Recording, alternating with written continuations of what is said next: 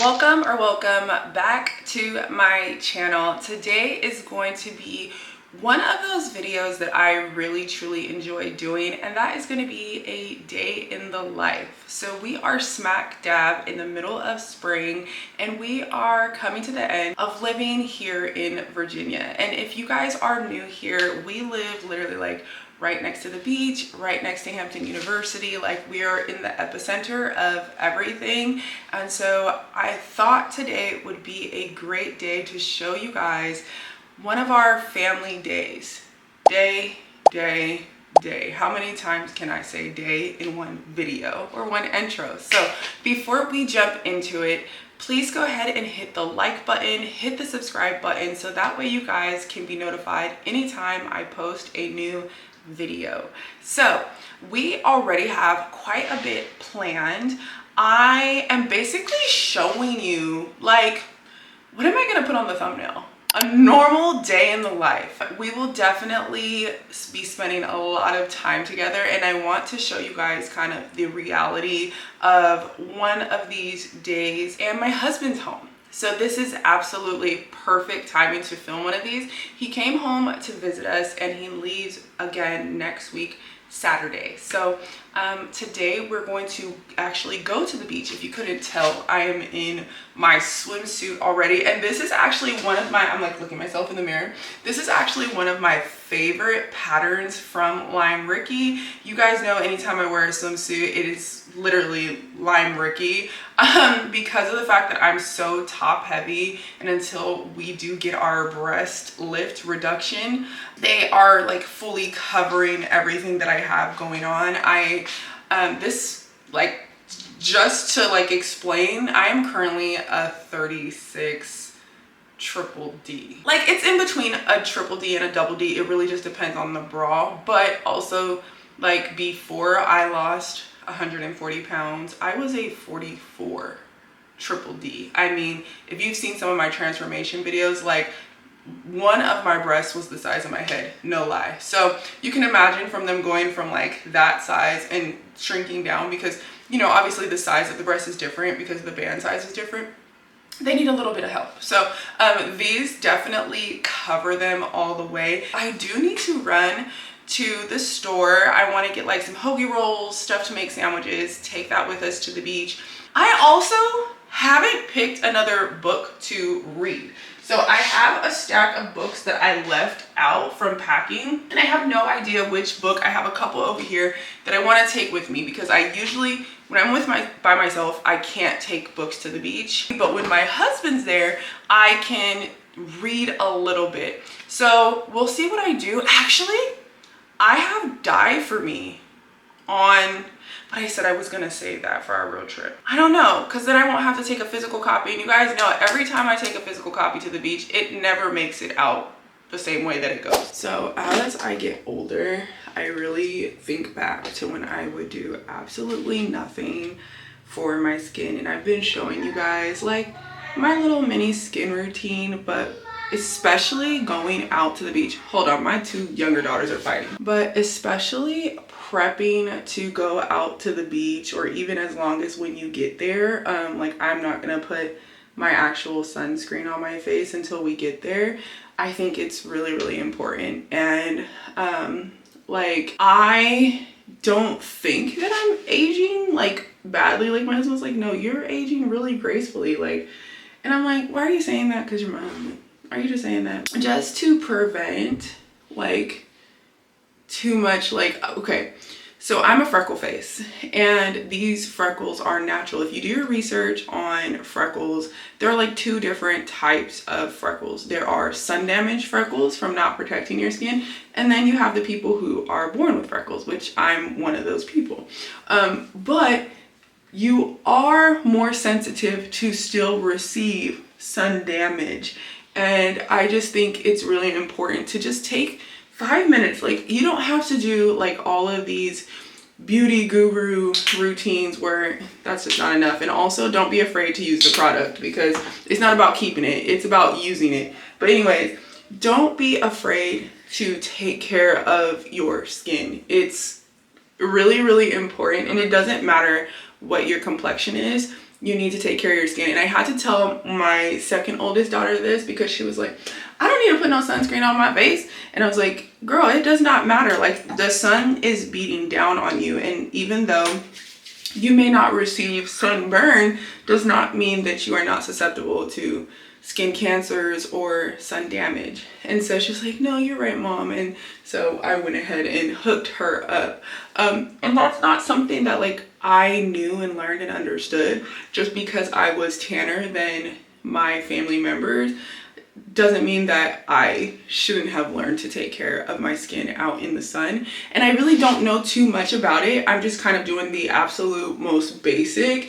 And I definitely, because we have a pool at our new house, will be doing a little bit more research on like the SPFs and better quality sunscreens and things like that. But right now, just kind of like dabbing my toes into it. And it's not too late just because I'm 35. It's better late than never. So even if you're my age and you're watching this and you're like, well, I've already, excuse me, gone so long without doing it, who cares? Who freaking cares?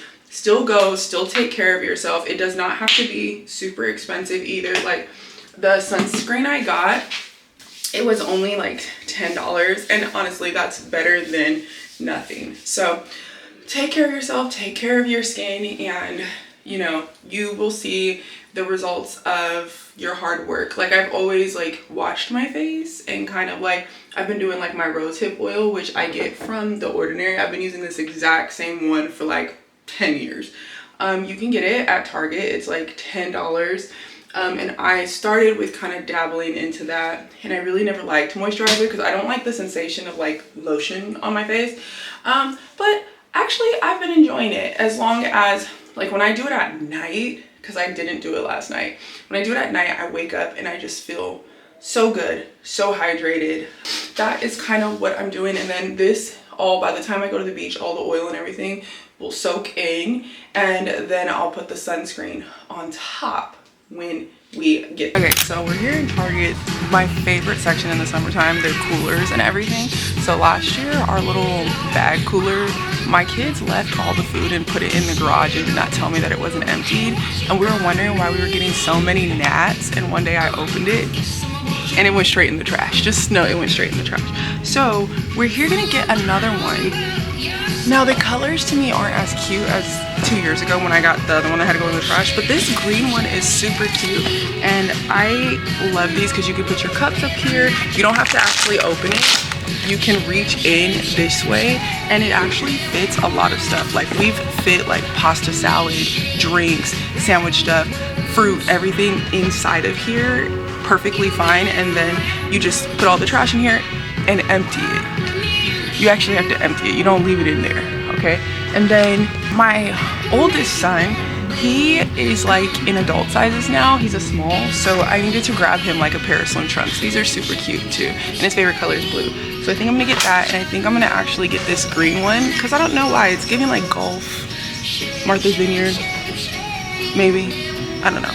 And then I'm thinking of grabbing like a bento box or something to make myself something to eat. But I might just have a hoagie. I'm gonna grab a couple of these too. These are $3.99 here. Just FYI, at Costco they have like a 4-pack for $10, so it's much cheaper. But I'm just gonna grab a couple for them to have fun because they broke ours last summer.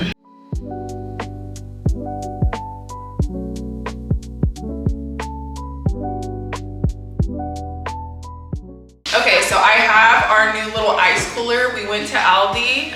And I got some sharp cheddar, some prosciutto, and some ham. So I've already got the ice pack in here. I'm gonna just slide it in here because I don't feel like pre-making the sandwiches. I really don't, but I'm gonna put this right next to the ice pack.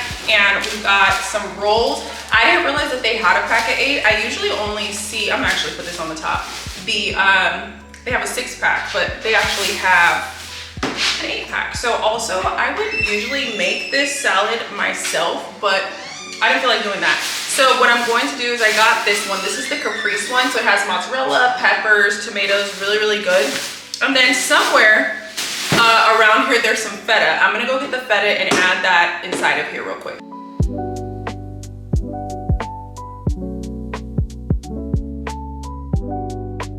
So So real quick before we head out, I decided that I am going to take Pretty Girls by Karin Slaughter. This has literally been on my TBR, I think, for like 7 months, maybe longer.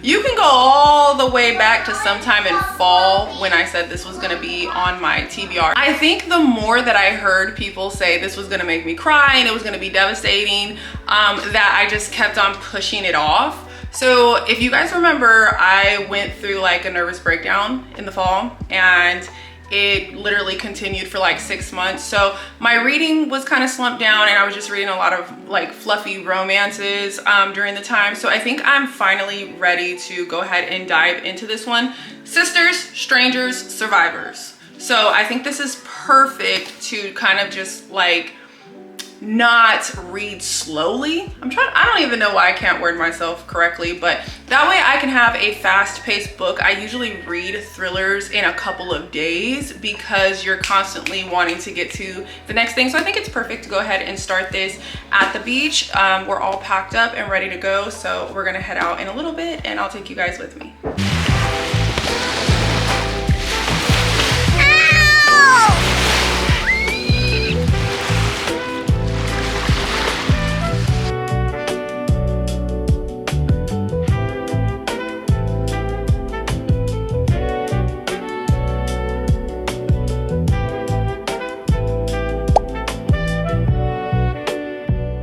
Okay, so we just got back from the beach because it got rained out and there was literally lightning. And if you live near a beach, you know that once there's lightning or thunderstorms, anything like that, you have to leave.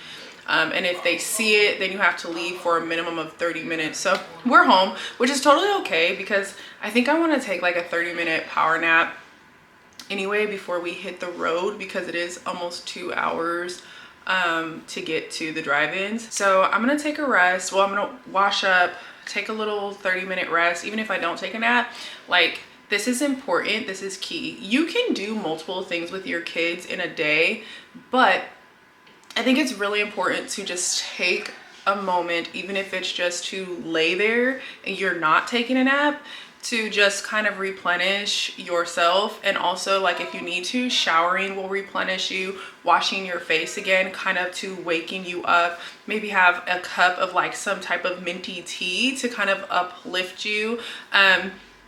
These type of things will help you to just kind of have like a calm day with the kids, because I know that it can be really hard to go from one thing to the next without being worn out. But I know that now that they're eating, we didn't get to eat at the beach, now that they're eating here at home, they all are going to change. They're probably going to wear their pajamas to the drive-in tonight, and everyone can go to their room and kind of have some quiet time, especially when you're about to hit the road with kids. Because if you've ever hit in the road with kids for 20 minutes plus, sometimes it's 10 minutes plus, but imagine 2 hours. If you have never done any type of road trip with your kids, you need to have some peace and quiet before you hit the road. It's really, really important. That's what I'm about to do.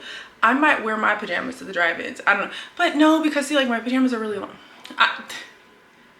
Y'all don't have to know everything I'm wearing. You don't have to know all my thoughts. Just know that I'm actually probably not. I might wear like some of my husband's pajama shorts and a t-shirt and just be real comfy at the drive-in. So yeah, that's what happened. We literally got rained out, and you could see everyone kind of rushing to get off of the beach. I wish that I could have got a shot of how pretty it is when it actually starts raining and it hits the water. But because I have all the kids and our hands are full because of that, I couldn't. But it just looks so serene when you see it, and you can see the water driplets hitting the sand, and it looks just so pretty. So anyways, I will take a rest and get together with you guys, and I'm gonna take my book with me in the car because it's such a long drive and my husband's gonna drive. So anyways, I will talk to you guys in a little bit.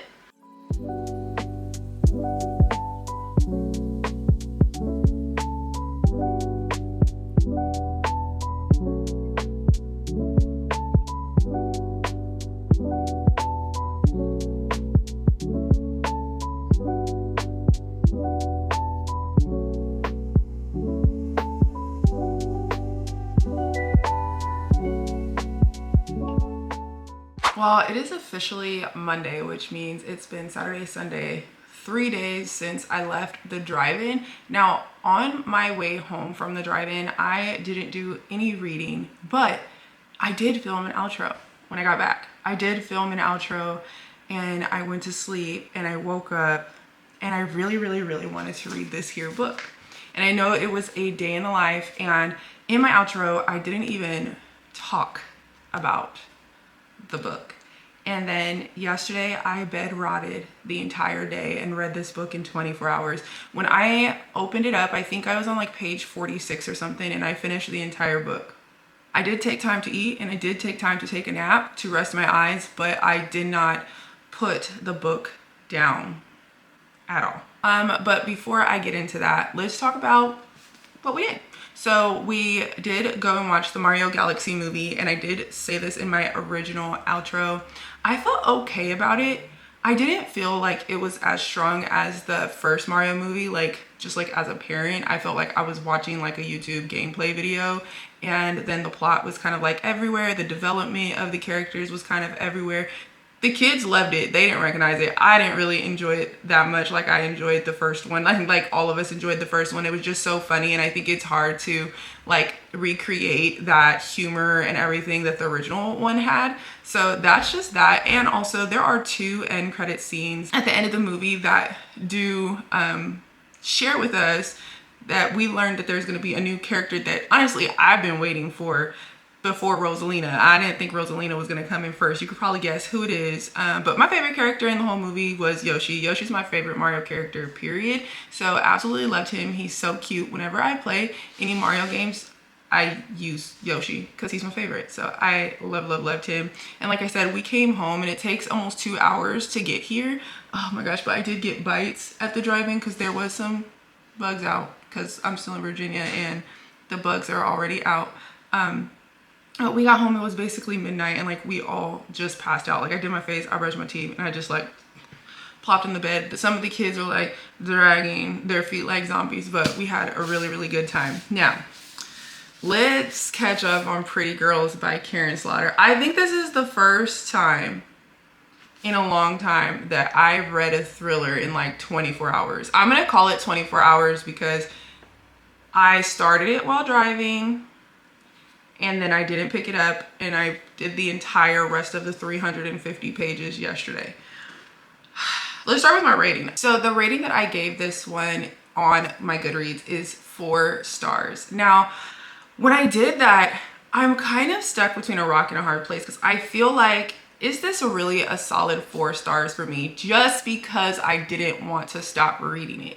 To me, that is not the reason why I would give this story 4 stars.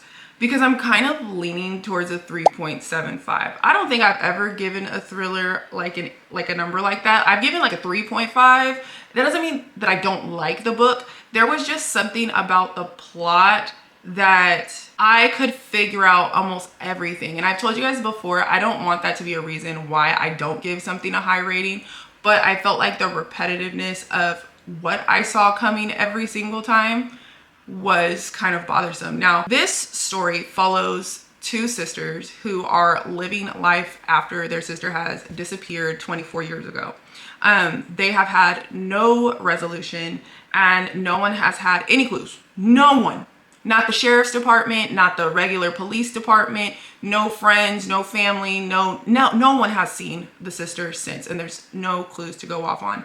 And there is a rift that happened between the 2 sisters about 19 years ago that has caused the 2 remaining sisters to not be in contact with one another, basically have no ties, no relationship, dislike one another. And that gets revealed like pretty early on, which I was happy about, so that way we're not guessing multiple aspects of the story. Also, it tore the entire family apart, the disappearance of the oldest sister, Julia. And so the entire family is basically in shambles, and everybody has gone their own way and is living their own life and is just living in this grief, each individual person in a different way. So in the story, each chapter, you get 3 POVs. Each chapter bounces between one sister to the next sister, back and forth, until we get a chapter that's from the dad's POV, from his journals, and you are kind of seeing him solve the disappearance of the oldest sister, unbeknownst to them that he was working on solving that without them. There is just so much that feels realistic, and also some of it that feels like it's set in reality, but it's unrealistic. But as things continue to unfold, I felt like it was getting a little too easy for me to kind of guess what was going to happen next. And I really didn't. It wasn't that I didn't like that. It did keep me reading. I just wish that the strength of the story stayed strong the entire time. But like I said, I did want to read it all day long. Like, I did not want to put the book down. I wanted to know, even though I knew who the bad person was, I wanted to know what was going to happen to that person. I wanted to see if there was going to be any retribution to all of the nasty, disgusting, horrible acts that that person did. And so one thing I will say is that, you guys, if you have any trigger warnings when it comes to rape and things like that, abuse, you need to be very careful when it comes to this story, because there are some highly detailed pornographic things in this story that are repetitive. You're going to see it described multiple times. Now, do I personally feel like it was overly described? No. I would say a book like Still Beating, if you've ever read that, is way more graphic when it comes to what was happening to the FMC and being able to handle reading that story. But still, it is very sensitive for a lot of people, including myself. So I would go into this with care. So I waited a long time to read it. I think I did read it at the right time where I would be receptive to it. I feel like we pick up books when they speak to us. It's time for you to pick me up. You're going to be good. This is going to be a good story for you right now. And this was a good time to pick up this book. I did not expect to read it and be able to give you guys a full final update on the story, just because my husband's here and I was like, no, but he was here. So I bed rotted. I bed rotted all day. He brought me food and drink and made sure that I survived the day and used the bathroom. That's what happened yesterday. So if you guys are interested in a story like this, I would pick it up. Like I said, I'm giving it like a 3.75, almost a full 4 stars. There's just, like I said, some things in the plot where it just became like too repetitive, like too easy for me to figure out. Actually, like from the very beginning, if you'll know right away. Like, you'll know right away, in my opinion. Maybe you won't, but I think that you can. If you just sit and look at the pages and just like go over the words a couple times, you'll be like, oh. But definitely an entertaining story. Will I pick up books by this author in the future? Probably. Not going to be like my go-to type of story, but I definitely would pick up. I think that her writing was really easy. And honestly, even though the words are like, don't look at my nails, super duper tiny, the way that she wrote the story was really easy to read. So that is my review of this one.